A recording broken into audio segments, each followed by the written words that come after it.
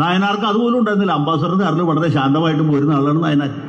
ഈ കെ നായനാർ ചോദിച്ചാൽ എന്താണ് എസ്കോർട്ടിൽ പുള്ളി, നമുക്ക് എന്താണ് എസ്കോർട്ട്? നമ്മുടെ എസ്കോർട്ട്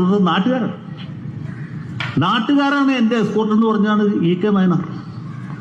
ആ സ്ഥാനത്ത് കേരള മുഖ്യമന്ത്രി പോക്ക് നിങ്ങൾ കണ്ടിട്ടുണ്ടോ? പക്ഷെ എന്താ, തിരുവിതാംകൂർ മഹാരാജാവിനുണ്ടായിരുന്നില്ല ഇത്ര ആർഭാടം. തിരുവിതാംകൂർ മഹാരാജാവിനല്ല, പാട്യാല മഹാരാജാവിനുണ്ടായിരുന്നില്ല, ഗ്വാളിയോറിൽ സിന്ധിക്ക് ഉണ്ടായിട്ടില്ല, ഹൈദരാബാദിൽ നൈസാമിനുണ്ടായിട്ടില്ല. നാട്ടുരാജാക്കന്മാരെ നാണിപ്പിക്കുന്ന രീതിയിലാണ് അദ്ദേഹത്തിന്റെ എഴുന്നള്ളത്ത്. യാത്രയല്ല, ambulance, fire engine, Patton tank മാത്രമേ ഇല്ലാതെ ഉള്ളൂ. അത് കേരളത്തിന് പാറ്റൻ ടാങ്ക് അനുവദിക്കാത്തതുകൊണ്ട്, അല്ലെങ്കിൽ പീരങ്കിയും പാറ്റൻ ടാങ്കുമായിട്ട് പുള്ളി പോയെന്നെ റോഡിൽ കൂടി. ഞാൻ തമാശ പറഞ്ഞല്ല.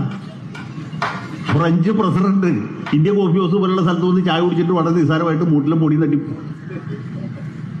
മനസ്സിലായ? കാരണം പ്രസിഡന്റിന് വലിയ എസ്കോർട്ടില്ല. ആഫ്രിക്കൻ രാജ്യങ്ങളിലെ ചില ഏകാധിപതികൾക്ക് പോലും ഈ രീതിയിൽ എസ്കോർട്ടില്ല. ഉഗാണ്ടയിലെ പ്രസിഡന്റ് ഉണ്ട്, മുസാവിനി എന്നാണ് അദ്ദേഹത്തിന് പേര്. പുള്ളിക്ക് ഇതുപോലെ കവചിത വാഹനത്തിലാണ് ആളുകൾ പിന്തുണ. അത് കഴിഞ്ഞാൽ, അല്ലെങ്കിൽ അദ്ദേഹത്തോട് ഒപ്പം നിൽക്കുന്ന ഒരാൾ പിന്നെ ഉണ്ടെങ്കിൽ അത് നമ്മുടെ കേരളത്തിലെ ചക്രവർത്തി മാത്രമാണ്. ഇന്ന് അദ്ദേഹത്തിന്റെ ജന്മദിനം കൂടിയാണ്. നമ്മൾ അദ്ദേഹത്തിന് ആയുരാരോഗ്യത്തിന് വേണ്ടി ഇവിടെ ഒരു പ്രമേയം പാസ്സാക്കണം. കാരണം പുള്ളി കുറച്ചാൾ കൂടി ജീവിച്ചിരുന്ന ആളാണല്ലോ. ഈ പ്രസ്ഥാനം ഇവിടെ ഇല്ലാണ്ടാവും. അപ്പൊ ഇത് കഴിഞ്ഞിട്ടൊരു പ്രമേയം ഞാൻ തന്നെ അവതരിപ്പിക്കും, നിങ്ങളൊക്കെ കൈയടിച്ച് അത് പാസ്സാക്കണം. അപ്പൊ ഞാൻ പറഞ്ഞത് ഇതാണ് ഇതിനകത്ത് വ്യക്തിപരമായ അജണ്ടയാണ്, അല്ലാണ്ട് ഇടതുപക്ഷത്തിന്റെ അജണ്ടയല്ല, മാർക്സിസ്റ്റ് പാർട്ടിയുടെ അജണ്ട, LDFന്റെ അജണ്ടയല്ല. പക്ഷെ LDFൽ ചെല്ലുമ്പോൾ ഈ മഹാന്മാരായ നേതാക്കന്മാർക്കൊന്നും ഇത് തെറ്റാണ്, അധാർമികമാണ് എന്ന് പറയാൻ പറ്റില്ല. ഈ ദുശാസനൻ പാഞ്ചാലിയുടെ വസ്ത്രാക്ഷേപത്തിന് ഒരുങ്ങിയപ്പോൾ ഇത് തെറ്റാണെന്ന് പറഞ്ഞിട്ട് ഭീഷ്മന് പറ്റില്ല, ഇല്ലേ? ദ്രോണർക്ക് പറ്റില്ല, ആർക്കും പറ്റില്ല. അവരൊക്കെ ആ സമയത്ത് വായിൽ അവലോസം കൂടെ, അല്ലെ അവലോസം കൂടി ഇട്ട പോലെ ഇങ്ങനെ ഇരിക്കുക.